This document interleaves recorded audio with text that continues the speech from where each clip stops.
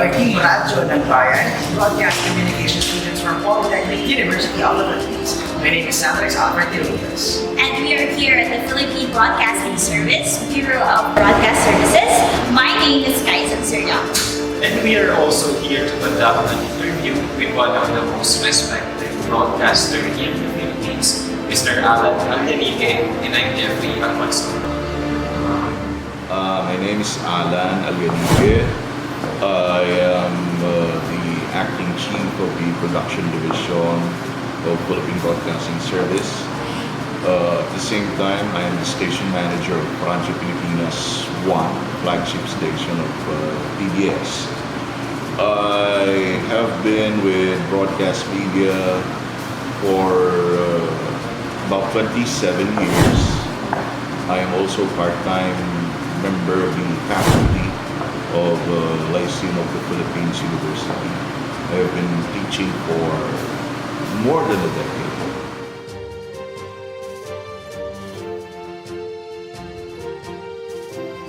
Supervise and coordinate with the station managers of the stations here in Metro Manila.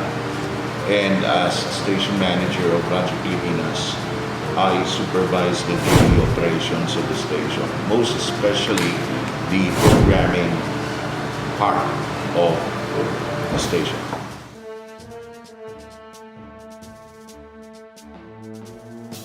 Okay, we are a government broadcast network, so we have a mandate to fulfill. That is to inform, to keep the public informed of what government is doing for them. At the same time, we function as the feedback and a vital link between government and the people. So programming of Radyo Pilipinas 1 is aimed toward these. That would mean we are targeting the general audience, but most especially we are trying to strengthen our connections with the younger audience, because the younger audience do not usually listen to AM radio stations, and perhaps they don't even use the traditional transistor radio. So we are also making our presence felt in another platform. That would be new media. We have live audio and video streaming of our programs in our FB page, and we also have our websites that also stream, and we also have our own app. When you download it, you can listen to our stations.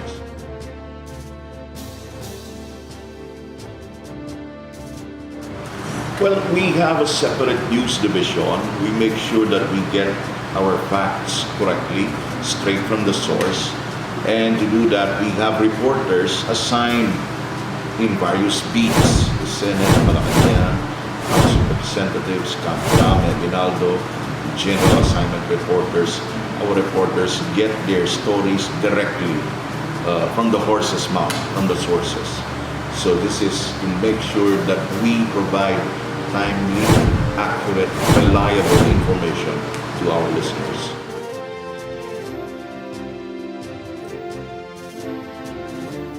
Well, the success of the program lies in its ability to deliver its reason for being. Meaning, if the program is news and public affairs, if it is effectively able to inform the public of what is going on, then it is effective.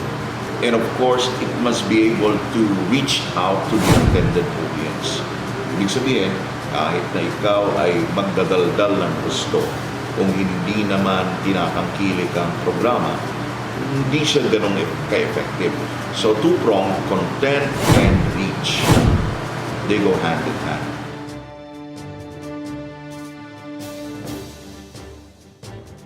There are times that we are not able to cover some events because probably of lack of manpower. But we make sure that we are able to get stories even if it's already a little later. We make it a point to follow up the story so that more or less we are still able to cover or to get it firsthand.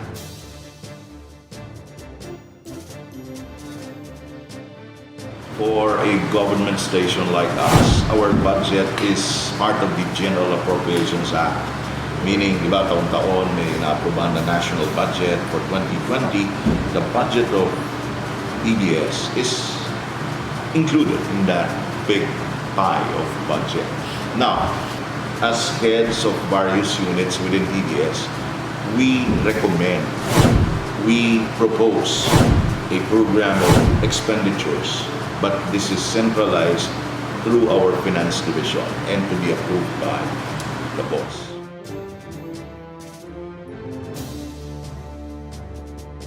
They consider PBS as an associate member of the kapisanan ng mga broadcaster.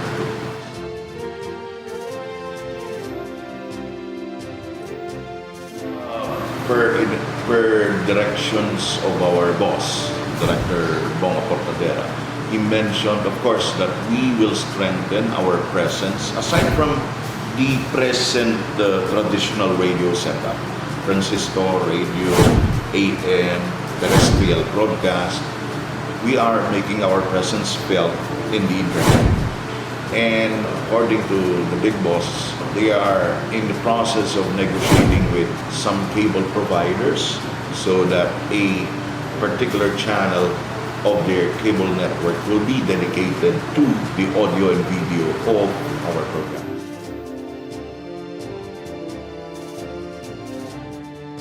I believe in participative leadership, meaning even if I am the head of the station, I always get the opinions of all the members of the staff.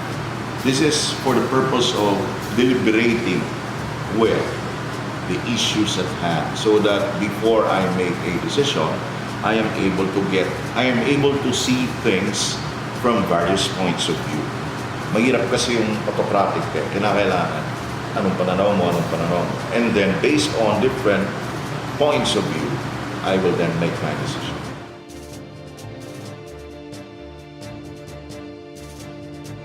Well, when I was starting, of course, the challenge is how to be able to design your life-work balance.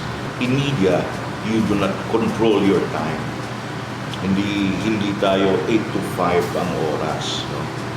More often than not, we exceed 8 hours. Pag may mga special coverage, we are on call. We are actually always on call 24 hours a day, on call. But during ordinary times, you can more or less determine your ganitong oras papasok ka, ganitong oras makakauwi ka. But hindi yun yung usual. So, how do you strike a life-work balance? Gusto mo magtrabaho, bago mo pala, you're very eager to work in the broadcast industry, but at the same time, you have to give up part of your life. You need to be with your family, you need to be with some friends, you need to go out. Sometimes, diba? Babalansin mo ngayon yun. That I consider as a challenge, especially when I was starting in radio broadcasting.